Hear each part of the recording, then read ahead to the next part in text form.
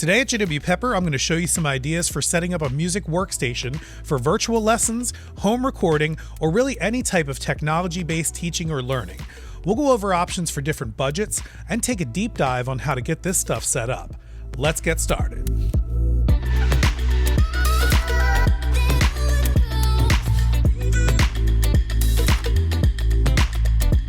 Teachers everywhere of every type are needing more than ever to provide a great experience for students in a virtual setting. And this is most likely a trend that's not going to go away anytime soon. And really, we should embrace a lot of the aspects of this because in the end, it will make us better teachers or presenters. And a lot of this stuff falls into the category of music studios or home recording, which I know many people would like to do more of, but maybe don't know how. So upping your game with your music workstation can also help with your home studio as well. And since basic home studio / virtual workstation 101 was not part of the curriculum and education courses in college, JW Pepper is here to help you figure out which wire goes to which thing. First, let's define a virtual workstation or a music workstation. Ideally, you want a dedicated space that you can use to give lessons or teach and possibly move around if needed, take it on the go if you have to, and in the case of music teachers, incorporate things like instruments or microphones.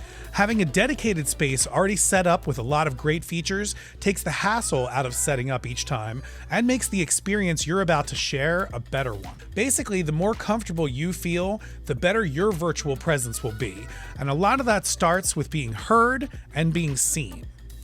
We want to give tips for all teachers in this video, so we're going to start with things that every teacher at this point should have: a laptop and a workspace area. And then we're going to build out from there and show you all the things you can do and how to do them and why you might want to even consider making some of these upgrades. Along the way, we're going to have products being shown that we're using. All the links will be in the description and the Pepper numbers will be on the screen as well, so you can pause and write them down while you're going. Okay, so we've opened up our laptop, and if we've done nothing at all to try to correct our situation, this is most likely what our viewers are seeing and hearing when you're trying to engage them with virtual lessons or with classrooms or anything like that on a daily basis. And so right away, we can see that there's some issues here, both with the framing, with the lighting, but also with my audio. And I think that even with just a couple of tips, we can show you using just the things you may have already around your house or some products from Pepper that you'll be able to improve your situation right away. So let's get into that right now. First, if you can, let's get the laptop on a table that gives you some room.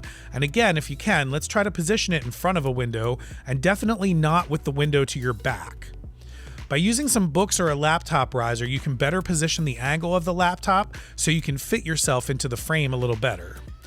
Next, for audio, which is the most important part, this can be improved even using the onboard mic of the laptop. Maybe you have some Manhasset music stands already, or you have some boom stands like the Samson MK5 boom. You can position these next to your laptop area and hang some blankets from them to muffle some of the surrounding audio of the room.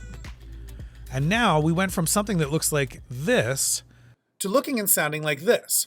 We've added blankets to our Manhasset music stand and Samson boom stands to make this little sound shield, and that's improved our audio a little bit. We can present a little bit better now that the laptop is positioned a little higher, giving us a better angle of view, and we look a little better because the window is in front of us now instead of behind us. If we wanted to improve things further from here, we can by adding some additional items. So that brings us to our first upgrade using something like these, the iRig MicCast HD or the iRig Video Creator Bundle. Starting with the audio, the iRig MicCast HD can plug directly into a laptop or smartphone, and it can mount right to them with the provided magnet clip. After plugging in the USB mic, you will have to make some changes to your video call app in Preferences. So if you're using Zoom or Teams, go into Preferences and change the audio device option from your internal microphone to the iRig MicCast HD. So now our audio sounds like this, and if you only wanted to improve your audio quality, using the iRig MicCast is a very simple solution for that, and it's very convenient because it also comes with multiple USB cables that can plug into many different smartphones. Stepping up the video side of things, the iRig Video Creator Bundle includes a small tripod and smartphone mount, a long cable lavalier microphone, and a ring light that mounts to the tripod. By using the setup shown here with the Video Creator Kit, you have a couple of different options. You could choose to use the smartphone as the main device to make the call, and now you have your laptop as the second device to provide notes and anything you normally use your laptop for. This would provide better video quality since the phone has a better camera than most laptops, and again, it frees up the laptop to be used as you normally would. You can also use it in the opposite way, still making the calls and presenting on the laptop, but now using the HD MicCast as our microphone and the tripod to hold your phone as a second device to help with notes or anything else. Using the provided ring light would really help if you can't get near a window or don't have access to sunlight. Another great benefit of the Video Creator Kit or the HD MicCast is that they're very small and easy to take on the go. The tripod folds up and everything is small and can go right into a bag to go wherever you need to teach. Adding better audio alone will really help keep viewers engaged with whatever it is you're presenting. Adding better video really makes that experience for them even more engaging. And if you feel better about how you look and sound, you're going to be able to present better as well. This final setup is designed to showcase all the things that you could add to your workstation, and I'll go over how to set up all this stuff, and more importantly, why I chose some of the things I did. It might look and feel like overkill, but trust me, there's a reason for everything here, and I think you'll find some of these options really helpful. First, let's get an overview of everything we have going on here. This setup includes at the heart of it all the Zoom R24 recorder, interface, control surface, and sampler, which is acting as our interface to provide multi-track input of both my main voiceover mic for presenting, a microphone to mic any possible instruments or singing, and is providing my input to my multi-track recording program, in this case Logic Pro 10.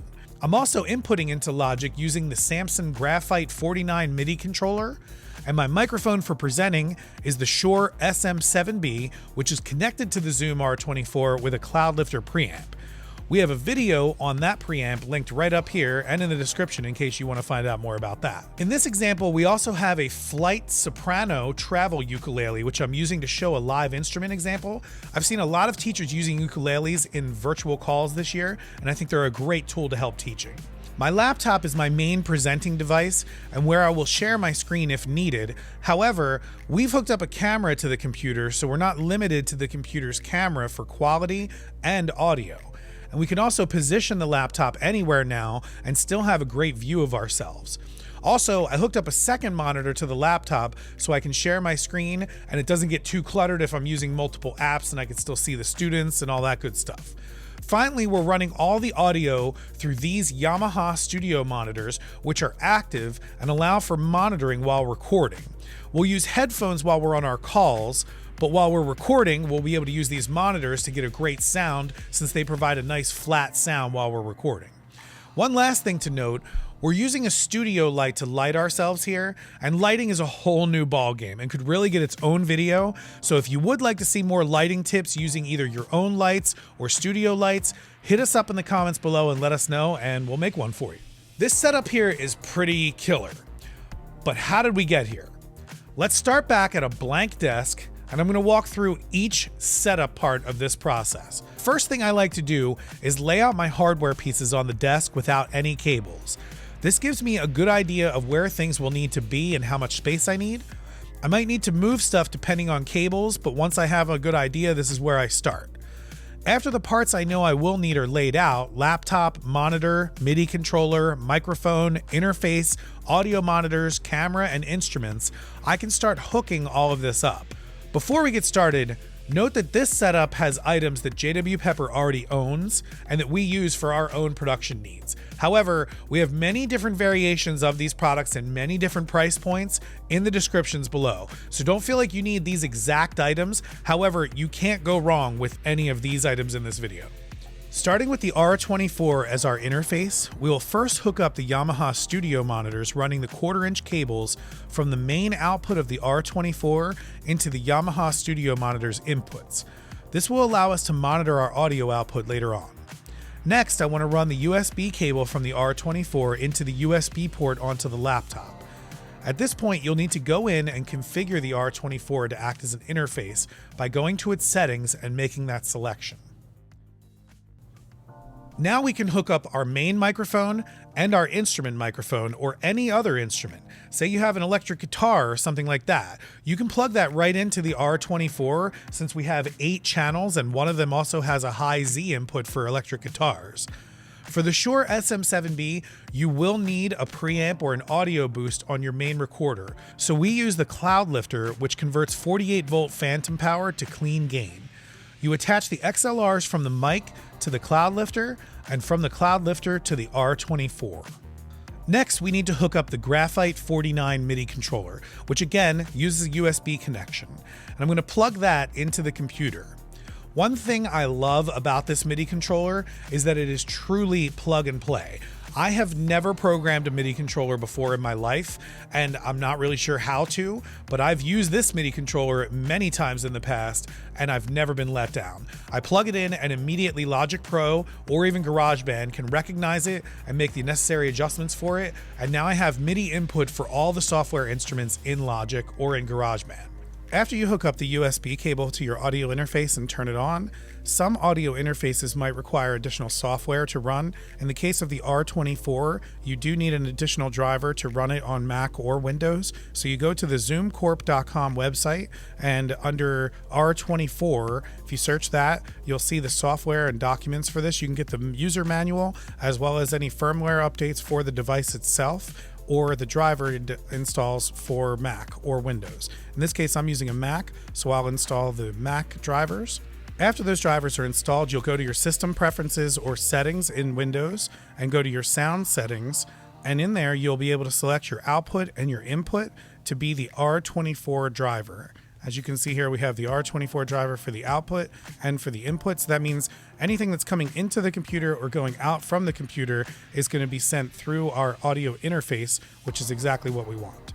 After we install the drivers, you will need to make one more configuration to the software that you're using to input your music. In this case, I'm using Logic Pro 10. So as soon as I open up the software, it asks me immediately what type of track I want to create. In this case, I'm creating an audio track, and I'm going to use input number 3 from the R24 interface. And as you can see here, it says device R16 R24 driver. So it's using that, and it's going to come out from input 3 and output out of 1 and 2 of the driver, just like we hooked up to our studio monitors.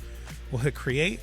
And if I just do a couple snaps, you can see that my audio is coming through on my additional microphone. So we're all set to record. Some of the last steps that we'll do are hook up our additional monitor, which might vary depending on your monitor connection, but most are HDMI. And last, we'll hook up our camera to the computer.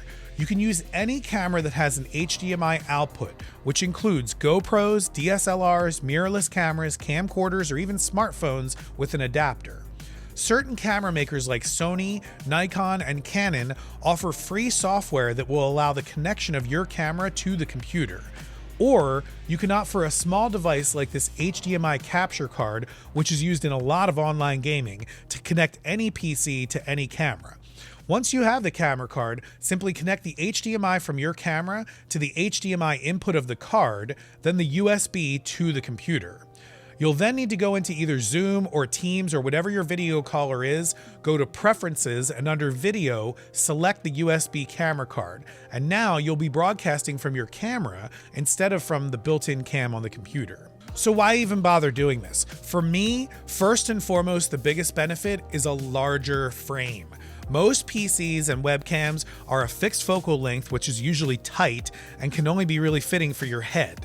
By adding a camera with a wide-angle lens or even a GoPro, you've just increased your field of view tremendously, allowing you to show more things and be a little bit more animated. Second, you can have control of the image too. You can now use the camera controls to make the camera brighter or darker if you need to, and the image quality is so much better.